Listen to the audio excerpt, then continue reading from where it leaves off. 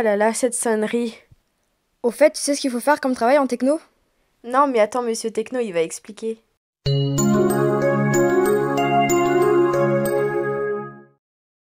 Bonjour à tous. Alors ce tuto s'adresse essentiellement à mes élèves de 5e qui apprennent à faire des diagrammes, mais ça peut être utile pour tout le monde qui souhaite découvrir les fonctionnalités pour pouvoir créer des diagrammes sur LibreOffice. Donc ici on parle d'un tableur, puisqu'en fait on a des tableaux, tout simplement, qui sont représentés avec des colonnes, comme ici colonne C, colonne D, colonne E, ou des lignes, ligne 8, ligne 9, ligne 10. L'intersection des colonnes et des lignes, ça s'appelle des cellules. Par exemple ici je suis dans la cellule C9, colonne C, ligne 9, qui est référencée ici à cet endroit-là. Et quand on a plusieurs cellules qui sont sélectionnées ensemble, on appelle ça des plages de cellules. On a également ce qu'on appelle des onglets. Alors à la différence d'un navigateur internet, les onglets ne sont pas présentés en haut du logiciel mais sont en bas. Donc ici j'ai un onglet qui s'appelle présentation en ligne. Et à côté j'en ai un qui s'appelle présentation en colonne. En fait ça contiendra le même tableau mais présenté différemment. On en reparlera peut-être un petit peu plus tard. Donc je vais me placer pour l'instant dans celui qui s'appelle présentation en ligne. C'est là-dedans qu'on va effectuer le travail. On va faire une petite analyse de ce qu'il y a dans cet onglet présentation en ligne. Alors ici, j'ai un tableau qui contient des données chiffrées, c'est plein de nombres. Et ici, j'ai des consignes qui vont servir à faire différents diagrammes les uns derrière les autres.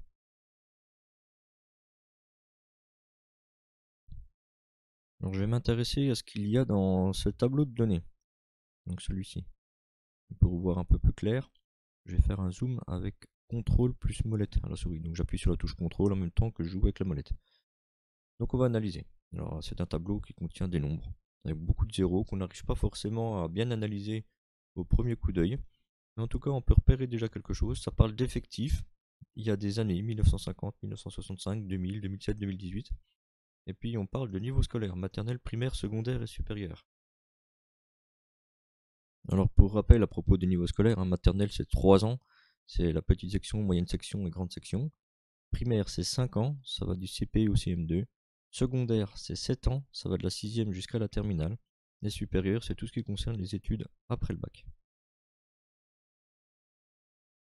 Qu'est-ce que nous apprend ce tableau? Alors ce tableau nous apprend qu'en 1950, on avait 390 000 élèves en maternelle, 2 millions en primaire, 770 000 en secondaire, 129 000 dans le supérieur. Il nous apprend également qu'en 1965, nous avions 1 million d'élèves en maternelle, 4 millions en primaire, 2 400 000 dans le secondaire et 310 000 dans le supérieur. On peut faire ça pour toutes les années, mais avec un tableau comme ça, on ne voit pas clairement comment est-ce que les élèves auraient pu être répartis dans les différents niveaux à une date donnée. On ne voit pas clairement non plus l'évolution qu'il y a pu y avoir au fur et à mesure des différentes années, par exemple dans un niveau scolaire donné comme la primaire ou le secondaire. Donc on va tâcher de mettre ça en évidence avec des diagrammes. Allez, on fait un petit zoom arrière avec contrôle molette et on va voir ce que l'on nous demande de réaliser. Donc la première chose qu'on nous demande de réaliser, c'est à cet endroit-là, un diagramme qui représente l'évolution des effectifs en maternelle depuis 1950. Il s'agit d'analyser ce qui est demandé assez précisément. Donc il y a 3 notions à voir. La première notion c'est évolution. Donc ça va faire appel à un type de diagramme bien particulier. Deuxième notion, on s'intéresse aux effectifs de maternelle, donc seulement maternelle, pas le reste du niveau scolaire. Et troisième notion, c'est la date, c'est depuis 1950, donc tout ce qu'il y a eu à partir de 1950 jusqu'à maintenant. L'outil pour faire les diagrammes, il est ici, c'est ce qu'on appelle l'assistant diagramme, il est là. Alors dans l'assistant diagramme, on a 4 étapes qui sont proposées ici à gauche, on appelle type de diagramme, plage de données, série de données et éléments du diagramme, que l'on peut atteindre en faisant suivant ou précédent.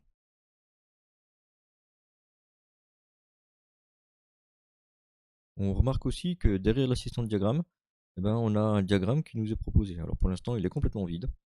C'est logique puisqu'on n'a sélectionné aucune donnée à intégrer dans le diagramme. Donc on va annuler cet assistant pour l'instant et on va voir qu'est-ce qu'il faudrait sélectionner. Comme on nous demande de représenter l'évolution des effectifs en maternelle depuis 1950, on pense qu'il va falloir représenter ces données-là. Donc j'ai bien les effectifs qui concernent la maternelle. Donc cette ligne-là contient toutes les données concernant la maternelle au fur et à mesure des années, c'est-à-dire depuis 1950 jusqu'à 2018. Et on va tenter d'aller voir ce que nous propose l'assistant diagramme. Alors il nous propose déjà directement un premier type de diagramme qui s'appelle les diagrammes en colonne. Mais on a appris en classe qu'en fait pour représenter une évolution, c'est plus intéressant d'utiliser des lignes, comme ceci. Donc là on a des lignes avec des points tout seuls. Là on a des lignes avec les points qui sont rajoutés sur la ligne. Là on a les lignes sans les points. Personnellement c'est celui que je préfère. Alors ensuite on remarque une courbe qui monte, qui représente bien une série de données qui s'appelle les maternelles. Donc jusqu'ici on a tout bon. Par contre sur l'axe qui est horizontal, on a des chiffres 1, 2, 3, 4, 5. Et on n'a aucune idée de savoir à quoi ça correspond. En fait ce qu'il faudrait qu'il apparaisse là-dedans, ce serait les années. Là je devrais voir 1950, puisqu'en 1950 on avait 390 000 élèves. Là je devrais voir 1965, puisqu'en 1965 j'ai 1 million d'élèves. Ici je devrais voir 2000, avec 2 400 000 élèves, et ainsi de suite. Alors ces dates ne peuvent pas apparaître, puisqu'elles ne font pas partie de la sélection initiale. J'avais sélectionné que la ligne qui contient la maternelle, et les nombres qui étaient associés. On peut remarquer également que dans le tableau, il y a des données qui sont entourées en bleu, à cet endroit-là. En fait, ces données qui sont entourées en bleu, c'est les données qui sont utilisées pour réaliser le diagramme. Donc on remarque déjà directement que nos années ne sont pas prises dans la sélection. Donc elles ne peuvent pas apparaître. Alors je vais terminer ce diagramme, je vais le laisser comme ça. Et je vais cliquer quelque part dans le blanc de la page. Pour vous montrer une chose, c'est que quand il n'y a rien qui est sélectionné, si je clique sur le diagramme, que je fais un simple clic normal, on voit apparaître des poignées tout autour. Ces petites poignées blanches permettent de travailler le diagramme comme si c'était une image. Donc le diminuer, l'agrandir, le déplacer, voire le supprimer avec la touche Supre du clavier, que j'annule immédiatement avec CTRL Z. Donc ça c'est quand on fait un simple clic. Quand on fait un double clic dans le diagramme, cette fois-ci, le liseré qui apparaît tout autour, il est gris avec des petites poignées noires. Ceci nous indique que nous sommes en train d'éditer le diagramme. Donc on peut modifier certaines choses. Et en particulier, on voit de nouveau apparaître les données sources qui ont servi à construire ce diagramme-là. D'ailleurs, avec un clic droit, je peux avoir accès à certaines fonctionnalités comme rajouter des titres, supprimer des axes, supprimer des légendes, choisir le type de diagramme, par exemple,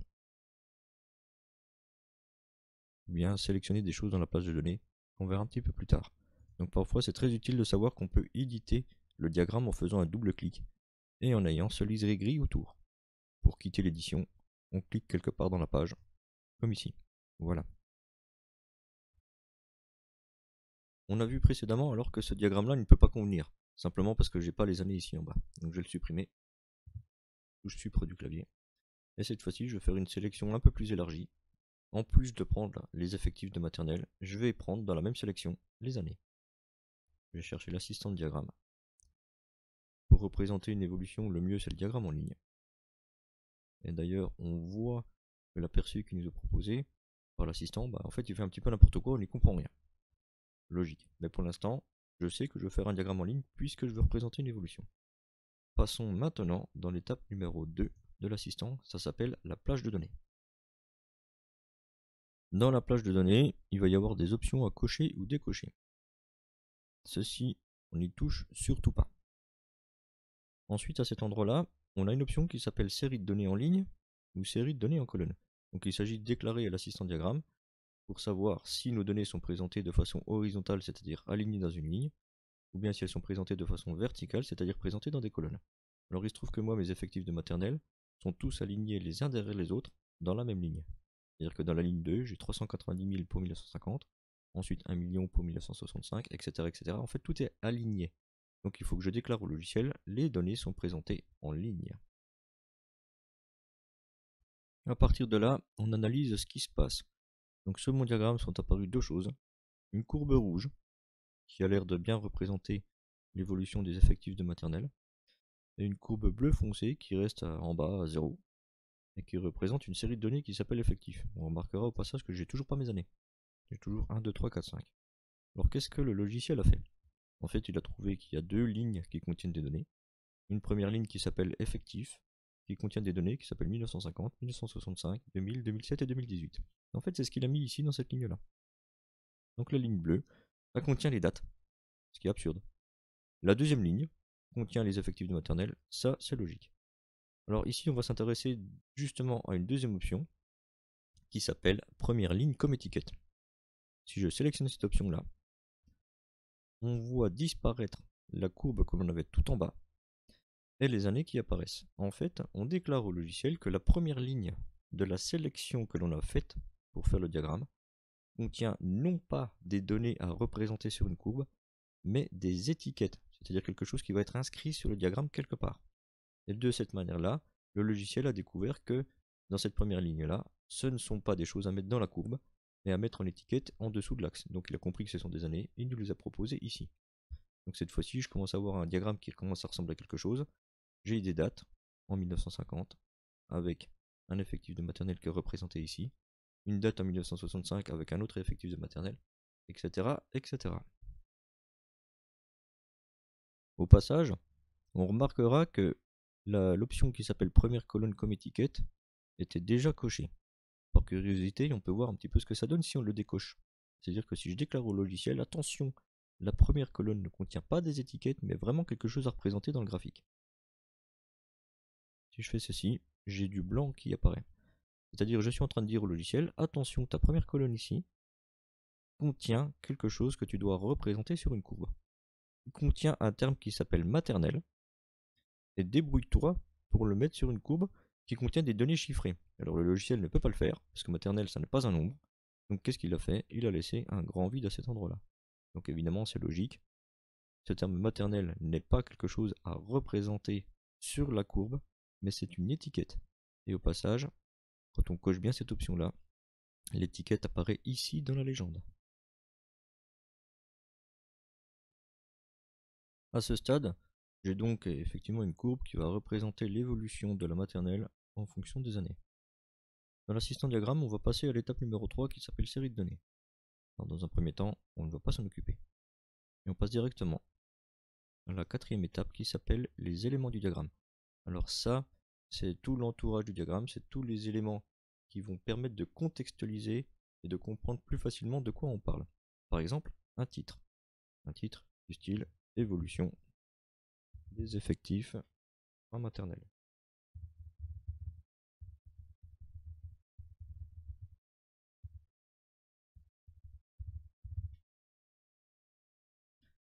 Il y a également quelque chose à renseigner concernant l'axe X.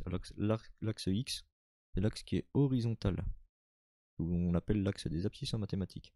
Qu'est-ce qui est représenté ici? Ce sont des années. L'axe Y, c'est l'axe qui est vertical, on appelle l'axe des ordonnées en mathématiques. Qu'est-ce qui est représenté ici? Eh bien, c'est le nombre d'élèves ou les effectifs.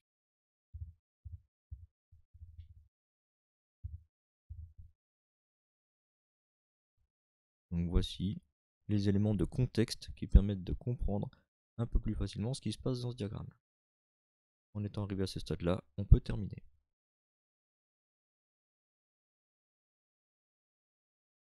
On clique quelque part dans la page pour quitter le mode édition. On peut déplacer le diagramme un peu plus loin dans la page. Et ici, maintenant, j'ai désormais tous les éléments qui me permettent de lire facilement ce diagramme. Des éléments de contexte, donc des titres, des axes qui sont correctement identifiés. Ici à l'horizontale, le nombre des années, verticalement le nombre d'élèves. Une légende que je peux placer là où j'ai envie, quand on est dans l'étape 4 de l'assistant. On peut décider de la placer à droite, à gauche, en haut, en bas, à vous de voir. Donc avec ceci, j'ai tout ce qui permet de comprendre la lecture de ce diagramme-là. Je vais montrer également une deuxième manière de faire ce diagramme-là. On peut choisir de sélectionner tout le tableau, aller chercher l'assistant de diagramme, déclarer qu'il s'agit d'un diagramme en ligne, passer dans l'étape suivante du diagramme, préciser que les données sont présentées en ligne, que la première ligne contient des étiquettes, c'est-à-dire les années, et cette fois-ci j'obtiens un diagramme qui représente les 4 séries. J'ai donc la maternelle qui est représentée ici en bleu, donc je vois l'évolution de la maternelle au fur et à mesure des années. le primaire qui est représenté en rouge avec son évolution, le secondaire qui est représenté en jaune, et le supérieur qui est représenté en vert. Sauf que là, en fait, j'ai plus de séries que ce que je voudrais. Et là, on va voir que dans l'étape numéro 3, on peut enlever les séries qui sont inutiles. Elles sont présentées ici, donc les 4 séries qui sont utilisées. Mais si la série de primaire ne m'intéresse pas, je peux choisir de la supprimer. Donc là, on va voir disparaître la courbe rouge.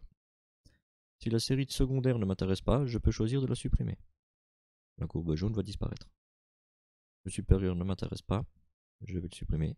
La courbe verte va disparaître. Et donc là, je me retrouve avec exactement la même courbe que précédemment. Donc pour aller un peu plus rapidement, je ne montre pas les éléments de contexte, je ne les remplis pas, et on obtient exactement le même type de diagramme. Donc c'est une autre manière de faire si on souhaite avoir une autre méthode. On a terminé avec ce premier diagramme, je vais le supprimer, j'en ai plus besoin. Je m'intéresse au deuxième. Donc diagramme qui représente la répartition des effectifs dans les différents niveaux en 1950. Donc là encore, 3 éléments à analyser. Les répartitions, ça va faire appel à un type de diagramme bien particulier. Effectifs dans les différents niveaux, donc j'ai besoin des différents niveaux, c'est-à-dire maternelle, primaire, secondaire et supérieure, en 1950. Donc je m'intéresse que à la date de 1950 et non pas aux autres. Donc pour représenter une répartition, il suffit de penser à un petit moyen mnémotechnique. Dans le mot répartition, on a le mot part. On peut penser à une part de pizza, une part de gâteau, une part de camembert. Et ça va nous amener vers un type de diagramme qui s'appelle le diagramme circulaire ou également appelé le diagramme en secteur. Donc pour représenter la répartition des effectifs en 1950 dans les différents niveaux, je vais sélectionner tout ceci. J'ai bien les données de 1950 et j'ai bien les différents niveaux qui sont sélectionnés. Donc dans mon diagramme, tout pourra apparaître si besoin. Je vais chercher l'outil d'assistant de diagramme ici. Et le meilleur type de diagramme pour représenter une répartition, donc avec des parts, c'est le diagramme circulaire, ou appelé le diagramme en secteur, que voici.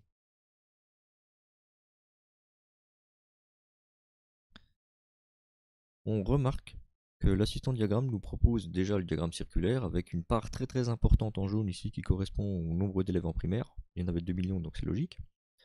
Une part un petit peu plus fine qui correspond aux élèves de maternelle, représentée ici en orange. On a également le secondaire et le supérieur qui sont représentés avec du vert et puis du violet, très foncé. Mais on a quelque chose de particulier. On a un niveau scolaire ici qui s'appelle effectif, qui est représenté par un petit trait bleu tout fin à cet endroit-là. En fait, ce qui s'est passé, c'est que le logiciel a pris l'année 1950 et a considéré que c'était une donnée à mettre dans le diagramme. Donc là, comme tout à l'heure, on va signaler au logiciel que la première ligne de la sélection ne contient pas des données, mais une étiquette. Et de cette manière-là, on voit disparaître le terme effectif, on voit disparaître la ligne bleue toute fine, et cette fois-ci, on a bien les 4 niveaux scolaires qui apparaissent, maternelle, primaire, secondaire et supérieure. Chacune avec les parts respectives qui correspondent au nombre d'élèves que l'on avait dans cette année-là. Je peux passer à l'étape suivante du diagramme. L'étape numéro 3, ici on n'y touche pas. Et l'étape numéro 4, les éléments de contexte, ici un titre.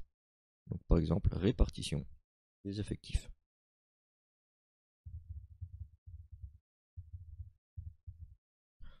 On peut rajouter un sous-titre si on a envie, par exemple en 1950. Ça permet d'être un petit peu plus précis. Et on termine. Je clique quelque part dans la page, mon diagramme est terminé, je peux le balader en tant qu'image. Alors c'est assez intéressant de comprendre comment fonctionne ce type de diagramme. En fait, les parts qu'on a ici, comme si c'était des parts de gâteau ou des parts de pizza, correspondent à la proportion qu'on a ici qui est représentée dans les différents niveaux scolaires. Donc la part la plus importante, c'est la part de primaire, donc l'angle du secteur qui est ici est très important, puisqu'il correspond à 2 millions d'élèves. La part de maternelle est beaucoup plus fine, parce qu'elle correspond seulement à une part de 390 000 élèves. Donc la part de secondaire qui est ici en jaune, et disons ça représente à peu près un quart, 770 000 élèves, et la part de supérieur est très fine, 129 000 élèves. On peut regarder ce que ça donne si jamais on change les données, juste par curiosité. Imaginons qu'en maternelle, j'ai exactement le même nombre d'élèves qu'en primaire. C'est-à-dire que je vais mettre 2 millions d'élèves en maternelle. Donc si je fais ceci, théoriquement, la part bleue et la part rouge devront être exactement de la même taille. La part bleue et la part rouge ont exactement la même taille. Si je fais la même chose pour le secondaire, et que je considère que dans le secondaire, il n'y a pas 770 000 élèves, mais il y en a 2 millions,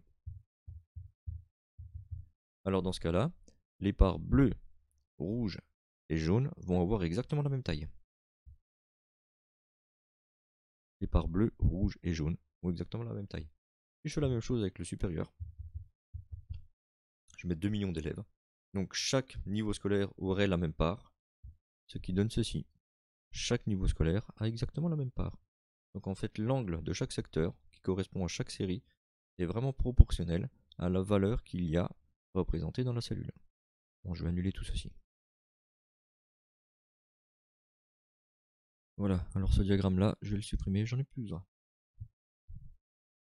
Troisième diagramme qu'on nous demande de faire, il doit représenter l'évolution des effectifs en secondaire depuis 1950. Donc analyse, évolution, donc type de diagramme qui va montrer une évolution des lignes, c'est le mieux.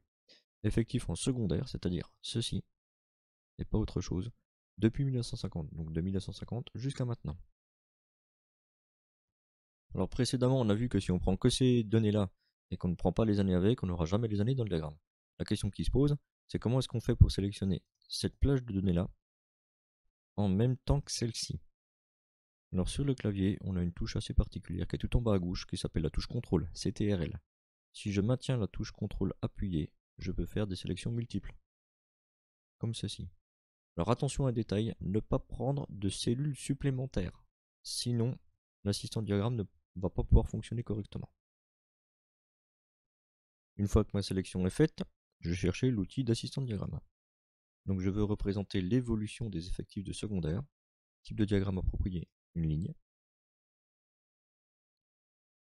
Dans mon étape numéro 2 de l'assistant diagramme, je déclare que mes séries de données sont présentées en ligne, donc alignées les unes derrière les autres.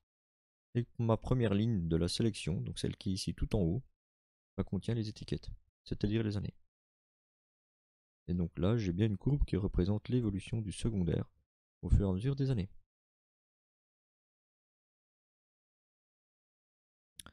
L'étape 3, je la zappe. Je passe dans l'étape 4, les éléments de contexte, le titre, donc évolution des effectifs en secondaire.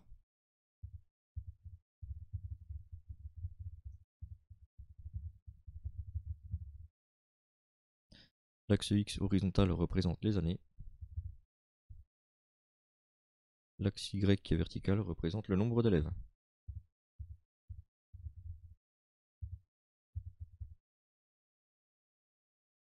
Et je termine ce diagramme. Je clique quelque part, je peux le balader en tant qu'image. Le diagramme est terminé. D'ailleurs, on peut remarquer aussi une chose, c'est que si je m'amuse à changer des données là-dedans, par exemple que je mette en 1950 le même nombre d'élèves que ce que j'avais en 1965, c'est-à-dire 2 400 000, la courbe change. Donc en fait, si j'avais ce cas-là, entre 1950 et 1965, ça voudrait dire qu'il n'y aurait pas eu d'évolution. Donc voilà, la courbe elle est horizontale. Donc en fait, ce qui est représenté dans le diagramme est vraiment lié à ce qu'il y a dans le tableau.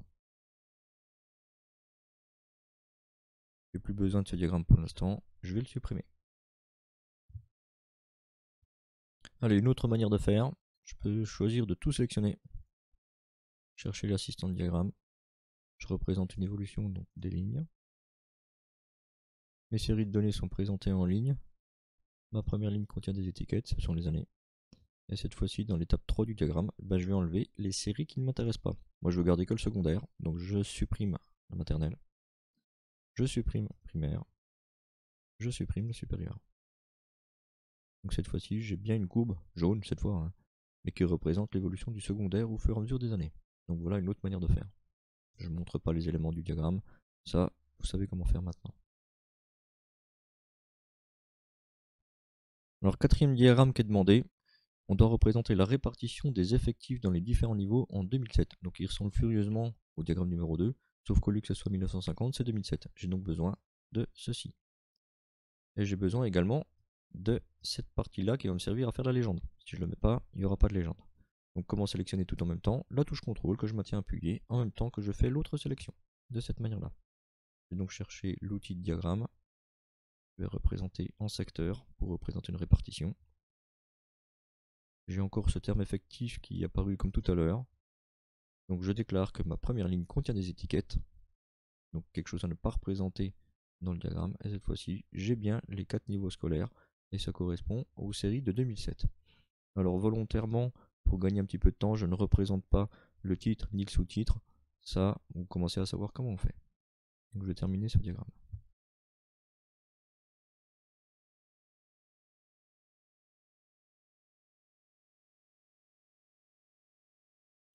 Je vais vous présenter aussi une autre manière de le faire. On peut sélectionner tout le tableau. Rechercher encore cet assistant. Diagramme en secteur. Série de données qui sont présentées en colonne. Première ligne comme étiquette. Ça ne change pas. Et dans l'étape numéro 3, dégager les séries qui ne servent à rien. 1950 ne m'intéresse pas. 1965 ne m'intéresse pas. 2000 ne m'intéresse pas. 2007 ça m'intéresse, je garde. 2018 ça m'intéresse pas, je supprime.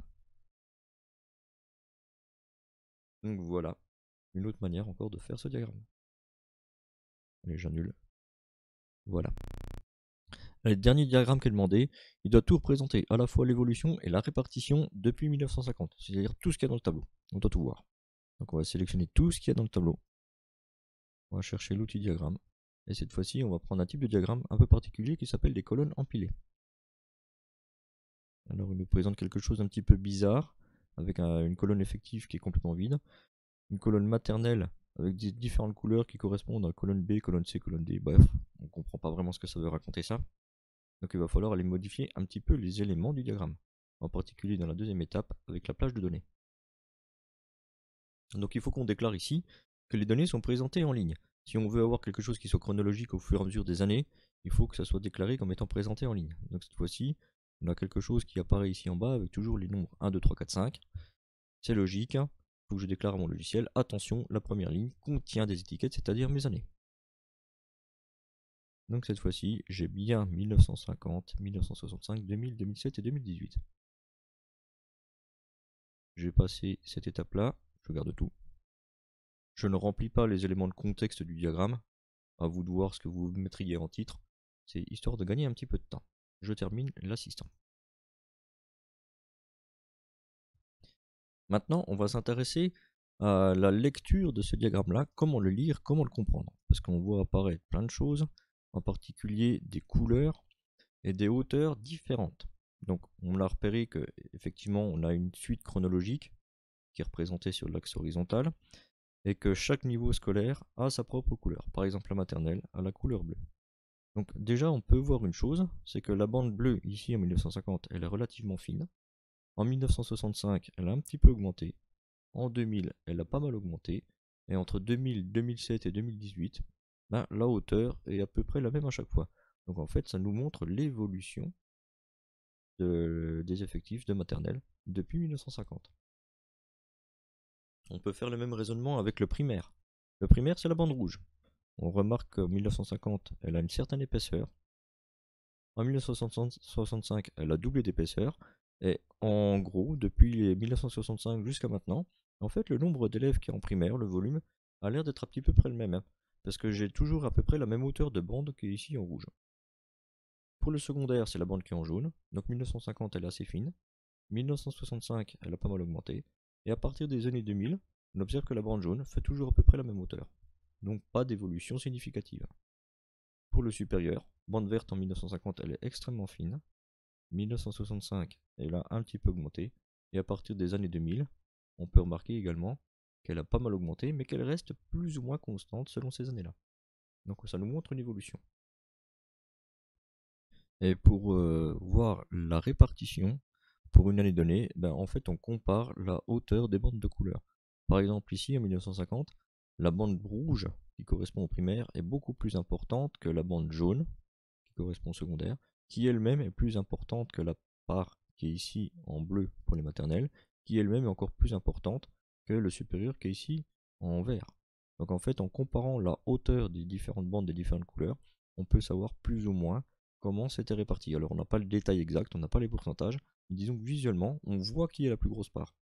D'ailleurs, je vais faire comme tout à l'heure. Si jamais je mets 2 millions d'élèves en primaire, en maternelle, pardon.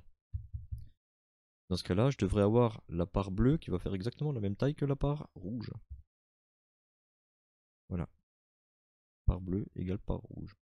Si je fais dans le secondaire exactement la même chose, donc 2 millions d'élèves en secondaire, les trois parts devraient avoir la même hauteur. Donc voilà, part jaune, part rouge, part bleu ont la même hauteur. Et si je fais la même chose dans le supérieur, les quatre colonnes, empilées les unes au-dessus des autres, ont exactement la même taille. D'ailleurs, au total, la hauteur totale de la colonne, en fait, c'est le cumul de ce qu'il y a dans les 4 niveaux. Donc 2 millions, plus 2 millions, plus 2 millions, plus 2 millions, 8 millions d'élèves. Voilà. Mais ça, c'est fictif, hein, parce qu'en réalité, on n'avait pas ça en 1950. Ça, c'est juste pour l'exemple.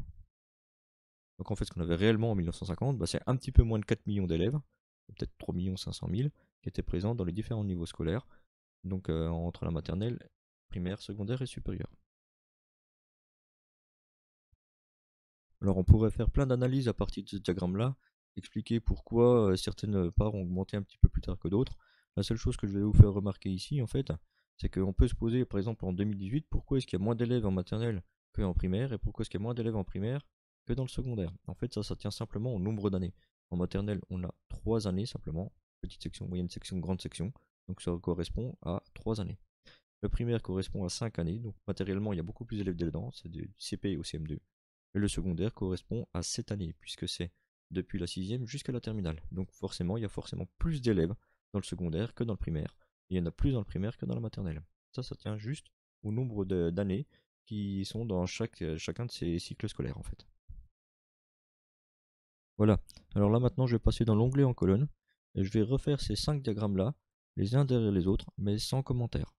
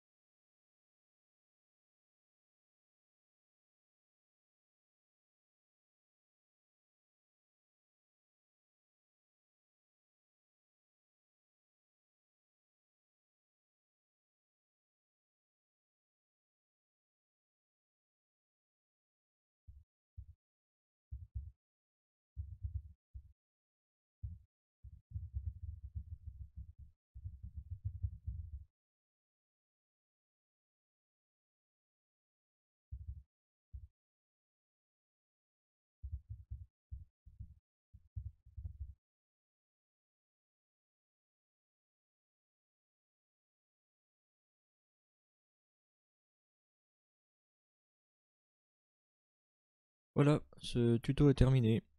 Donc n'hésitez pas à me poser des questions encore si jamais vous avez besoin. Et à bientôt.